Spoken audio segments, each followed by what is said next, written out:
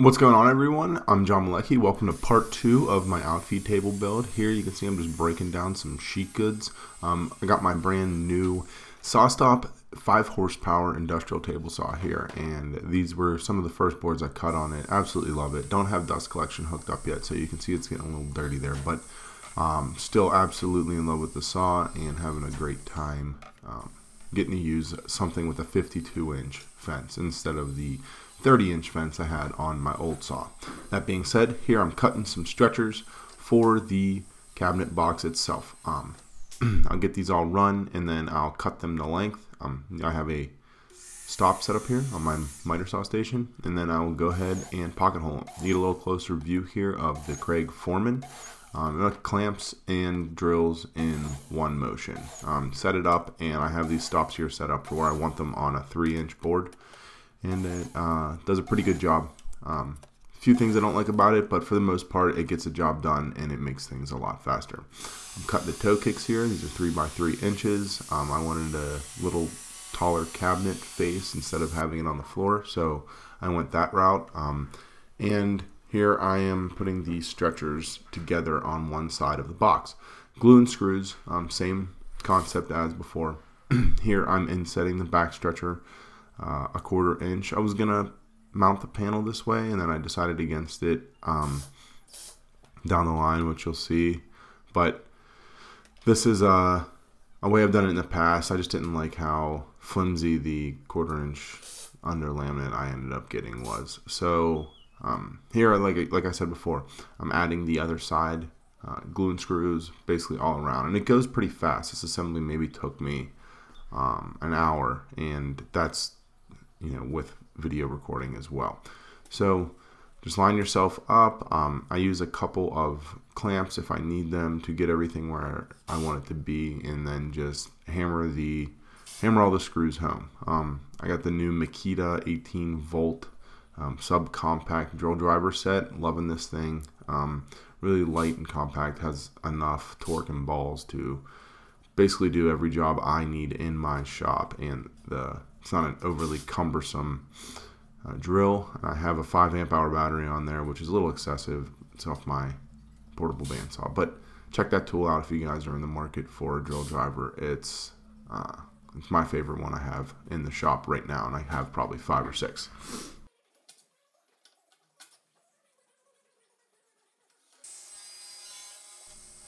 So in this part, you can see I have some layout lines cut on that piece of sheet. I wanted to have the graining pattern all matching and continuing, but my dumbass forgot to compensate for the blade width. So it didn't end up working that way. In that context, I ended up just cutting all the rails and stiles for the face frame of the cabinet out of plywood, and then just putting it together. And I wasn't able to really get the I guess graining that I wanted to match, but it's a shop cabinet. Live and learn, and next time, you know, I'll make sure I compensate for blade width. You can use hardwood in this instance, and I would actually recommend it. I just had a lot of plywood laying around, and this was an easy way for me to go about it. But essentially same concept, you know, glue and screw. If you have nice square cuts, the pocket holes help pull everything to square, which is nice. You can see here with minimal effort and pressure, and, you know, getting that thing put together. Here I'm using some spacers to put the drawer dividers in, not dividers, but the drawer spacers for the face frame. I would recommend this instead of trying to use a tape measure. It just makes things much smoother and easier. You can see there I'm using a clamp to make sure everything's parallel.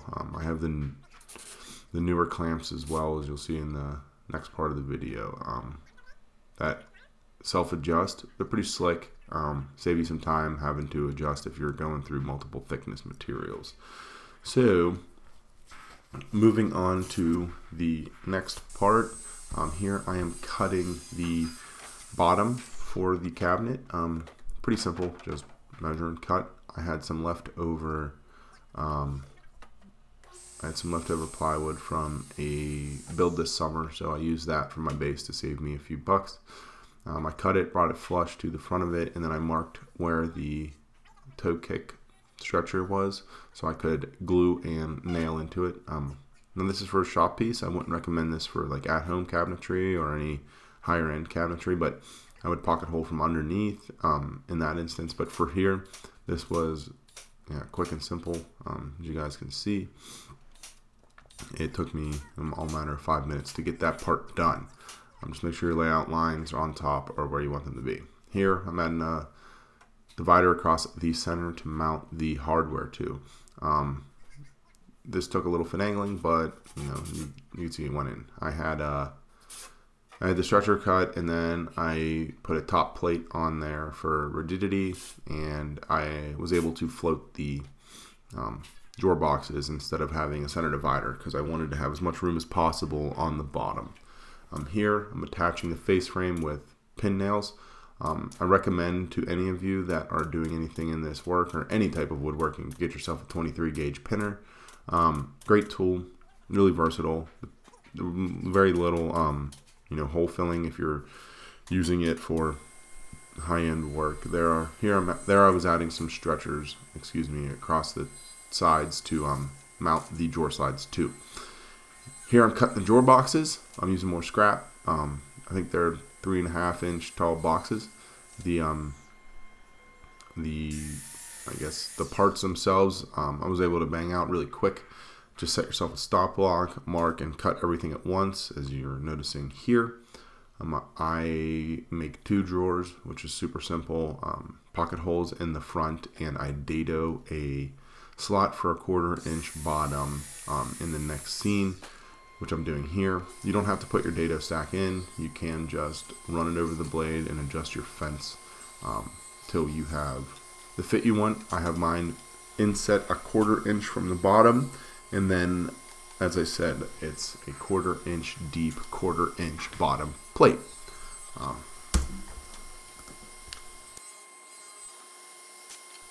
One thing to note here is that the back piece on the drawer, I cut the whole way, which is what I'm pocket holing here. I cut the whole way through, and then I screw the bottom into the back part of the box. So here I'm using pocket holes. I use pocket holes on the front and back. That way the face frame on the drawer front hides the pocket holes and you don't see them. And then the back, you don't ever usually see the back of the drawer. You just make sure you're cutting them in the right orientation there. You can see I put a hole on the wrong side, and you can also see the groove I dated in there for the drawer bottom. Here you can see how I put them together. You can use clamps, you can muscle it through, but all the slots line up, which is the most important part. Glue and screws. You can put the whole box together and then slide the base plate in. If you have the bottom panel for the base cut square, it'll bring the whole box to square, which is a nice thing about doing your drawers like this. You can see right here too that the back panel is cut shallow, so you can slide the bottom panel in.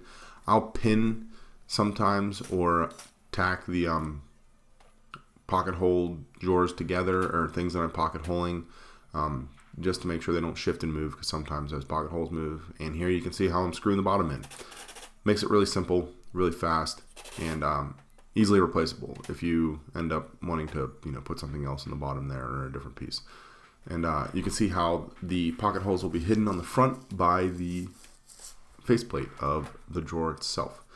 So yeah, easy shop construction. Here I'm adding the slides. Use a parallel surface, and I put the slides on in their fully assembled form. That way I have spacing for what I need on the bottom, and I don't actually have to take a measurement. And then just shimmy them out, add the screws, flip it over, do the same thing on the other side, and then I only have to mount the rest of the bracket on the inside of the cabinet box where I would like it, and I'm good to go.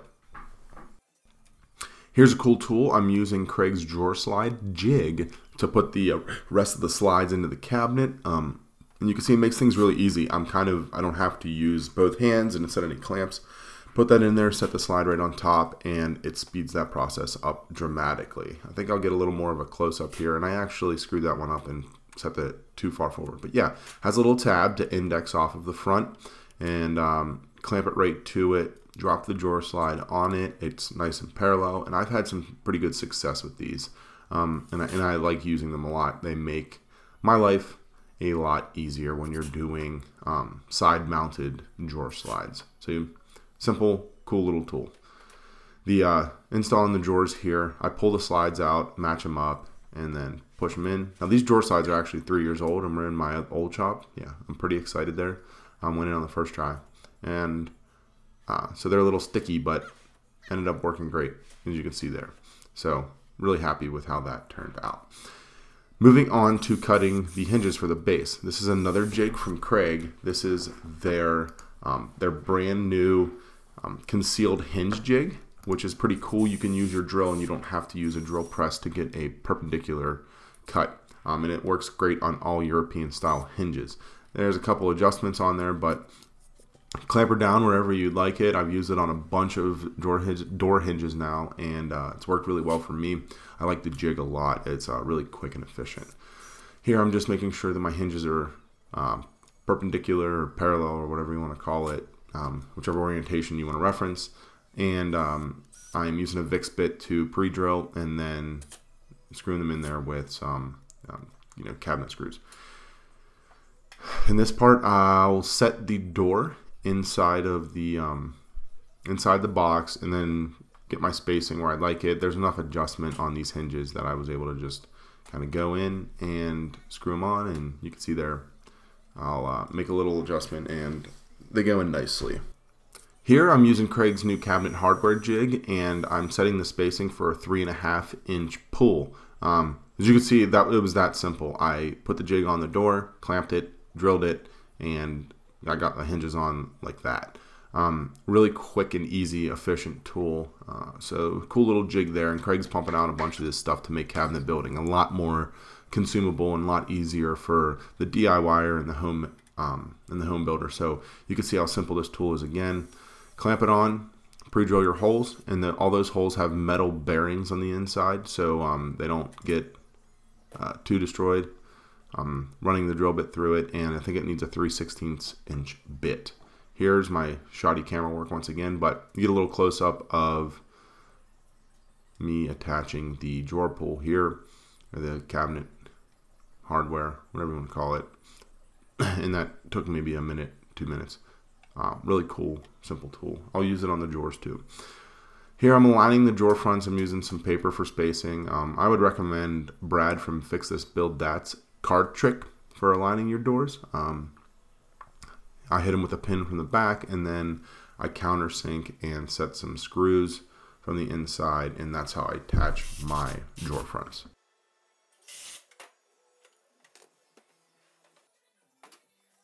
Alright, so this is the back panel. I was originally going to set it in, like I said, but didn't end up going that route. I just cut it slightly oversized, maybe a 1/4 inch around, and you can see it's kind of shitty wood, and that's why it probably only cost like $8 for a whole sheet. I'm just using my monstrous cordless pinner from Rigid there, and nailed that on. I trimmed it out with the trim router after that. Lost that footage though, sorry. Here I'm putting some armor seal on the drawer box because I had it open. And I've never put sealant on any of my shop projects before, and then I've noticed, they get pretty destroyed because I'm a pretty reckless human being and like to destroy stuff. So figured I'd do this one the diligence of giving it a coat of finish, which I'm doing here. I like General Finish's Armor Seal. It's a good product. I've used it a ton the past couple of years. It's expensive, but you need to get a couple coats on there. It builds nicely and gives you a nice smooth surface. Alright, so on to assembly. Here, as you can see, flipping the table over, getting it adjusted to the height of the table saw, and this is going to be different for everybody, so I didn't really go into the entire process.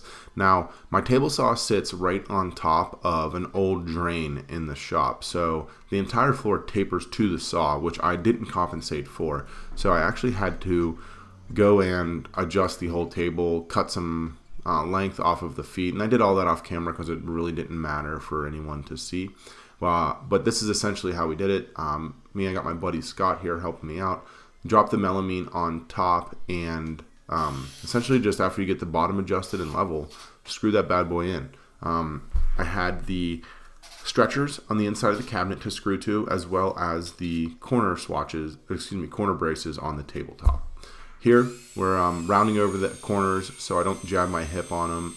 And this is a really easy way to do that with the belt sander. Scott's hammering through that. Just make sure you keep the belt sander perpendicular to the surface. And then we routed it out. Apologize for the shoddy camera work here. He kind of just jumped on it, and I wanted to get the footage, and I didn't have the tripod, so just following around. But 1/4 inch round over bit, and you're good to go. I added a power strip, which I like to have on my workbenches. Just gives you the ability to plug a bunch of shit in and work without having to plug and unplug your current tool. Here I have to add some routed grooves for my table saw, for the slots in my table saw, for sleds and the miter gauge or whatever you want to use. So I just aligned a straight edge inside, set up a couple straight edges, and then ran my router with a guide and cut the groove out. I had to hand chisel out the back end because I couldn't get the router to go the entire way to the table. These are something that don't have to be perfect, and here you can see, just finishing up the cuts. My last table I had set a 1/4 inch below the table saw, so that ended up being something that was I tried to do on this one, and I just messed up with all of the adjustment I needed, so I had to cut these grooves, and they ended up working out pretty well.